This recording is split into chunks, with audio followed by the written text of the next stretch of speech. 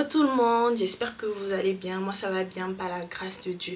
Alors aujourd'hui on se retrouve pour une toute nouvelle vidéo YouTube. Franchement les gars, je suis très contente de faire cette vidéo. Je sais que vous m'en voulez un peu parce que la dernière fois je suis venue, j'ai déposé une vidéo, ensuite j'ai disparu complètement. Guys, pardonnez-moi. Aujourd'hui, je reviens étant boostée, je reviens étant motivée, je reviens étant déterminée plus que jamais à vous produire du contenu. Voilà la raison pour laquelle chaque semaine, vous verrez ma tête. Chaque semaine, nous aurons notre petit rendez-vous sur YouTube. Pour le jour ni l'heure, je ne sais pas encore. Franchement, pour ce qui est du jour ni l'heure, je ne sais pas encore. Je ne peux pas encore me prononcer sur ce sujet-là. Mais croyez-moi, les gars, chaque semaine, pour me faire pardonner, je vous promets chaque semaine de produire, de créer une vidéo YouTube pour vous, les gars. So, qu'est-ce que tu attends pour t'abonner? Tout d'abord, j'aimerais dire merci. Merci à tout le soutien, tout l'encouragement que j'ai reçu pour la première vidéo. Merci à ceux qui se sont abonnés. Merci à ceux qui ont liké. Merci à ceux qui ont partagé. Merci à ceux qui ont commenté. Franchement, ça m'a fait énormément plaisir et ça m'a encore boosté et encouragé. Franchement, à ne pas lâcher. Et franchement, comme je me suis lancée, à continuer juste comme j'ai commencé. Donc, merci pour cela. Aujourd'hui, comme je le disais, on se retrouve pour une toute nouvelle vidéo. Une vidéo assez spéciale où on va parler d'un sujet assez spécial. Mais avant ça, j'ai une question à vous poser. Est-ce que vous savez que, jour pour jour, il reste 76 jours avant la fin de l'année 2024. Donc, j'ai compté à partir du jour où je tourne cette vidéo-ci. En fait, quand vous comptez, il reste jour pour jour moins de 100 jours. Moins de 100 jours avant que l'année 2025 s'achève. Quand je pensais à ça, je regardais un peu l'année 2025 en fait. Comment elle s'est passée, comment elle s'est déroulée. Franchement, si je dois faire un résumé de mon année, je rends grâce à Dieu parce que tout s'est très bien passé. Je ne vais pas dire que j'ai été improductif. En cette année, j'ai fait beaucoup de choses et beaucoup de choses ont réussi dans ma vie et je suis tout simplement reconnaissante à Dieu. Mais au fond de moi, j'avais cette insatisfaction en fait, dans la mesure où j'avais l'impression que en fait, j'avais pas fait assez pour Dieu. Je m'explique. En gros, j'avais vraiment cette impression que j'avais pas assez fait, non seulement pour améliorer ma relation avec Dieu, mais également pour devenir la personne que Dieu veut que je sois. Et franchement, ça m'a attristé un peu le cœur. Et je suis convaincue que plusieurs d'entre nous, en tout cas si tu regardes cette vidéo, plusieurs d'entre nous, nous sommes dans cette situation-là où l'année passe, le temps passe, mais en fait, on ressent cette insatisfaction dans la mesure où, en fait, on n'a constaté aucun changement. Aucun changement. Pas qu'on n'avait pas la volonté de changer, pas qu'on n'avait pas la volonté de nous améliorer, pas qu'on n'avait pas la volonté d'accomplir des choses extraordinaires pour Dieu. On avait la volonté, mais on n'a pas fait assez d'efforts, je vais dire, pour atteindre ce niveau-là. Et moi, personnellement, j'ai ressenti vraiment cette profonde insatisfaction. Raison pour laquelle j'ai décidé, franchement, pour le reste de temps de cette année 2025, de racheter le temps, comme on dit, de vraiment m'atteler à devenir la personne que Dieu veut que je sois, de vraiment m'atteler à chaque jour poser les actions qui vont me permettre de devenir la personne que Dieu veut que je sois.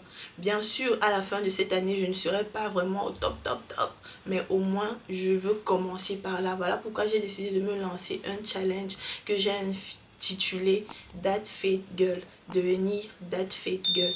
Et j'ai eu à cœur de le faire sur YouTube parce que en fait, je sais que beaucoup d'entre nous passons par cette situation. Beaucoup d'entre nous nous sentons, comment dire, plus le temps passe, au lieu que notre vie, notre mood s'améliore, mais au contraire, ça se détériore parce que forcément, on n'a pas fait ce qu'il fallait.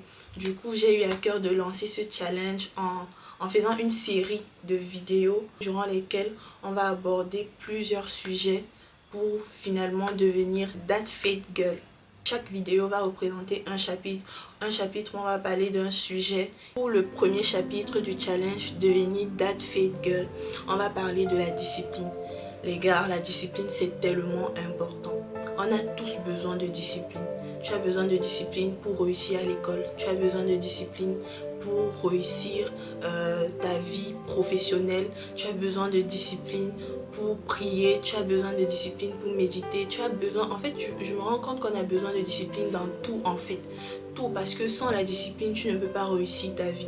La vraie différence entre ceux qui réussissent et ceux qui échouent, c'est vraiment qu'à un moment donné, ceux qui réussissent, ils se sont posés et ont décidé de poser, de planifier les actions qu'ils allaient poser pour devenir la personne qu'ils sont aujourd'hui. En fait, ils ont planifié leur succès et tout ça passe par la discipline. La discipline, c'est tellement important dans la vie d'un chrétien, surtout dans la vie d'un chrétien. Parce que si tu ne te disciplines pas, Dieu c'est un Dieu d'ordre, c'est pas un Dieu de désordre. La discipline, en fait, ça va t'amener à donner un sens à ta vie, une direction, un ordre de priorité à ta vie. Franchement, moi personnellement, je sais que le fait d'être indiscipliné m'a beaucoup volé. M'a beaucoup volé dans ma relation avec Dieu. Le fait que je sois indisciplinée dans ma vie de prière m'a volé. Le fait que je sois indisciplinée dans ma vie de méditation m'a volé. Quand je regarde à ma vie aujourd'hui, je suis reconnaissante à Dieu de ce que voilà, je suis encore en Christ. Voilà, de ce que je crois encore en lui, je crois encore à sa fidélité. Je pars à l'église, tout ça. Mais au fond de moi, j'ai une profonde insatisfaction parce que je me dis, le niveau où je suis actuellement n'est pas le niveau où Dieu m'attendait. Et au départ, j'avais des regrets, en vrai. J'avais des regrets parce que je me disais que j'ai pas fait à un moment donné. Je me suis reposée sur mes lauriers en mode, je me suis assise dans ma zone de confort. J'ai pas fait, en fait, poser ces actions-là qui allaient m'amener à grandir spirituellement. Et franchement, j'avoue, j'étais beaucoup dans le regret. Mais j'ai décidé de me lever et de me discipliner. Quand je vois la vie des jeunes comme moi qui aiment le Seigneur, qui servent le Seigneur, que Dieu utilise, je rends grâce à Dieu pour leur vie. Mais au fond de moi, je me dis, si eux, ils ont pu se discipliner pour atteindre ce niveau, pourquoi pas moi aussi? Et je suis venue te dire, toi qui me regardes ce soir, que toi aussi c'est possible. C'est possible pour Dieu de t'utiliser. C'est possible pour Dieu de t'amener à un autre niveau. Un niveau qui dépasse même tes pensées ou ton imagination. C'est possible. Mais tout ce que Dieu attend de toi, c'est que tu te disciplines. C'est que tu commences à établir un plan d'action pour véritablement devenir la personne que Dieu veut que tu sois. Voilà. Donc, comme je le disais, vraiment, la discipline, c'est un sujet tellement important. Sans la discipline, on ne peut rien réaliser de grand. Sans la discipline, tu ne pourras jamais accomplir la volonté de Dieu pour ta vie. Sans la discipline, tu ne vas que faire que tourner en rond, tourner en rond. Tu vas vouloir des choses, mais tu n'auras pas ces choses-là parce que pourquoi? Tu t'es pas discipliné à les avoir. J'ai donc essayé d'identifier quelques causes de l'indiscipline. Qu'est-ce qui réellement nous amène à être indisciplinés? Et parmi les causes, j'ai donc trouvé premièrement le manque du sens de priorité. Beaucoup d'entre nous, nous n'avons pas le sens des priorités. On m'a appris que en fait, dans la vie, il y a des choses prioritaires et il y a des choses secondaires. Et lorsque les choses prioritaires ne sont pas à leur place et que ce sont les choses secondaires que l'on fait passer au-dessus des choses prioritaires, il y aura du désordre dans nos vies. En mode, on veut tout faire en même temps. On veut tout faire en même temps. On n'a pas d'ordre de priorité. On ne se dit pas que voilà, telle chose, le plus important, la priorité, voici telle chose. Et en fait, Dieu, dans nos vies, il veut avoir la priorité. Dieu veut avoir le maximum, le top. Avec Dieu, en fait, c'est lui ou rien. Il dit quoi? Il dit, cherchez premièrement le royaume de Dieu et sa justice. Et toutes choses vous seront données en plus.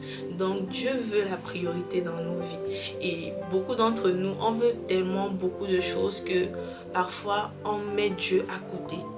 Sauf que quand tu mets Dieu à côté, ça veut dire que tu mets autre chose devant. Et ces choses-là, tout ce qui n'est pas de Dieu constitue, comment dire, ce sont des choses secondaires. Et quand les choses secondaires, quand les choses prioritaires ne sont pas à leur place, les choses secondaires vont nous rendre plus désorganisés. Deuxième chose, c'est le manque de détermination. C'est-à-dire, la détermination ici, c'est la soif. On n'a pas soif. En fait, beaucoup d'entre nous, nous sommes dans cet état de passivité. En gros, on n'a pas vraiment la hargne, on n'a pas vraiment la soif, l'indignation de changer. On a juste la volonté. On a juste la volonté, on veut ci, on veut ça, on veut ça, on veut ci. Mais on n'a pas vraiment la soif, genre la détermination, la hardiesse pour obtenir en fait ce qu'on veut. Et vu qu'on n'a pas cette détermination-là, on ne va pas se discipliner et on n'aura pas la chose. Donc c'est la deuxième cause. La troisième cause, c'est la recherche constante de motivation. En gros, on veut des choses, mais on veut tout le temps être motivé pour avoir les choses. Par exemple, tu vas te dire, aujourd'hui, j'ai pas lu ma Bible parce que j'étais pas motivée pour l'avoir. Sauf que en fait, tu n'as pas besoin de motivation pour lire ta Bible. Ça doit être une priorité, ça doit être franchement un truc que tu dois faire automatiquement en fait. Lire ta Bible dans ta vie pour l'évolution de ta vie chrétienne, c'est vraiment essentiel. Mais beaucoup, en fait, on cherche la motivation. Sauf que la motivation, ça va, ça vient. C'est pas constant. Or, quand tu te disciplines, tu sais que non, tu dois, en fait. C'est plus une question de devoir que de pouvoir. Donc, c'est vraiment les trois causes de l'indiscipline que moi j'ai identifiées. Bien sûr, ça c'est pour mon cas à moi, mais je sais que chacun de nous, on n'a pas la même vie, on n'a pas le même quotidien. C'est à toi franchement d'identifier qu'est-ce qui cause ton manque de discipline. J'aimerais finir cette vidéo en vous donnant quelques conseils que voilà, moi j'ai décidé de mettre en pratique pour devenir plus disciplinée dans ma relation avec Dieu. Et j'espère que ça pourra vous aider également à vous si vous décidez de vraiment vous discipliner dans votre relation avec Dieu. Premier conseil, tout d'abord, reconnaître que nous sommes indisciplinés.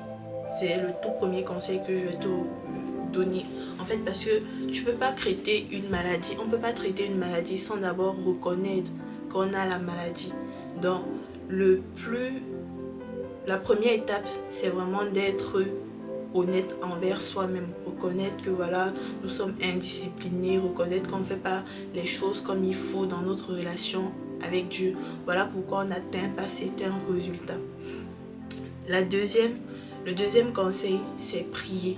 Prier par rapport à ça. Une fois que tu as reconnu, revenir vers ton père, comme le fils prodige. Il a reconnu qu'il avait fait une erreur et après avoir reconnu, il est tout simplement revenu vers le Père. Donc, le deuxième conseil, c'est vraiment de prier par rapport à ça. Demander à Dieu la grâce de devenir une personne plus disciplinée. Demande à Dieu, franchement, de t'aider à devenir plus discipliné. Parce que sans lui, on ne peut rien faire. Il est écrit dans sa parole que de même aussi, l'Esprit nous aide dans nos faiblesses. Parce que quand nous ne savons pas ce qui convient de demander, l'Esprit lui-même intercède pour nous. Donc, le Saint-Esprit est là pour nous aider. Le Saint-Esprit est là pour nous consoler. Il est là pour nous transformer, pour nous amener à devenir la personne que Dieu veut que nous soyons. Donc, quand tu passes par des moments difficiles ou quand tu constates que quelque chose ne va pas dans ta relation avec Dieu, la meilleure manière de commencer à, résoudre le problème, c'est de présenter la situation à Dieu, de l'exposer, de ne pas cacher. Troisième conseil, c'est de prendre la résolution de devenir une personne disciplinée. La Bible nous dit dans Job 22, à partir du verset 28, la version de la Bible nous dit « Tu décideras une chose et elle te réussira et la lumière resplendira sur tes voies. » Donc, décide. En fait, c'est à toi de prendre la décision. La discipline, c'est pas un sentiment. La discipline, c'est c'est véritablement une décision à prendre. Je décide d'être disciplinée. Je décide de m'améliorer. Parce qu'on n'est jamais assez discipliné. Il y a toujours, même si tu atteins un summum, il y a toujours un effort supplémentaire à faire. Quatrième conseil, définis un but à atteindre dans notre discipline.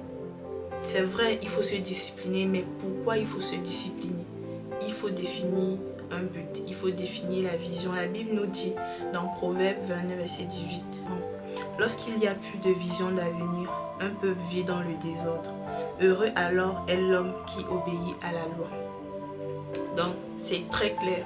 Lorsque tu n'as pas de vision, lorsque tu n'as pas d'objectif à atteindre, lorsque tu n'as pas de but, tout simplement, tu vas vivre dans le désordre. C'est-à-dire que tout ce que tu feras sera infructueux parce que, en fait, tu ne sais pas réellement où tu vas. Le quatrième conseil, c'est d'identifier et faire disparaître tout ce qui nourrit notre manque de discipline. Parce qu'en fait, le manque de discipline, ça ne vient pas par hasard, en fait. Ça vient forcément de quelque part. Et comme j'ai dit tout à l'heure, c'est vraiment un sujet subjectif. C'est relatif à chacun d'entre nous, à notre quotidien, à notre mode de vie, nos conditions de vie. Donc en fait, c'est à toi d'identifier ce qui en fait cause ce manque de discipline là. Moi, je sais que à une période, j'étais vraiment très indisciplinée dans ma relation avec Dieu. Et c'était à cause de Netflix. Parce qu'au lieu de prendre mon temps pour lire la parole de Dieu ou même de prier, je passais toutes mes soirées dès que je rentre du travail ou de l'école sur Netflix. Donc j'ai dû supprimer vraiment Netflix en semaine. Je peux encore regarder le week-end, mais en semaine, franchement, Netflix, je mets de côté. Donc voilà, c'est un point que j'ai identifié et que j'ai décidé de faire disparaître pour que, voilà, pour pouvoir me discipliner. Dernier conseil que je pourrais te donner, c'est cultive ta discipline spirituelle. On ne naît pas discipliné.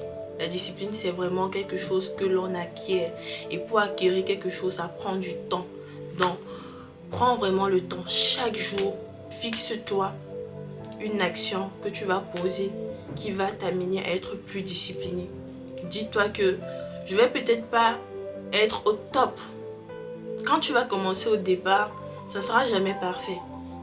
Travaille chaque jour jusqu'à devenir vraiment la chrétienne disciplinée que tu penses être ou le chrétien discipliné que tu penses être.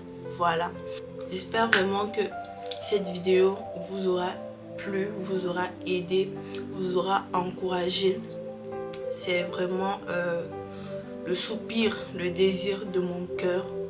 Pour finir les gars, je tenais à vous dire que je vais mettre une vidéo, la vidéo d'une créatrice de contenu chrétienne qui a parlé de la discipline. J'ai écouté, j'ai regardé et franchement ça m'a vraiment béni et boosté. Et je pense que vous également, ça pourra vous aider. Donc je vais mettre sa vidéo en description quelque part. Et voilà, je vous encourage à aller regarder. Bien sûr, après avoir regardé ma vidéo. Voilà, parce que la bonne charité commence par soi-même. Portez-vous bien et on se retrouve la semaine prochaine pour une toute nouvelle vidéo. Bisous. I'm blinded by you,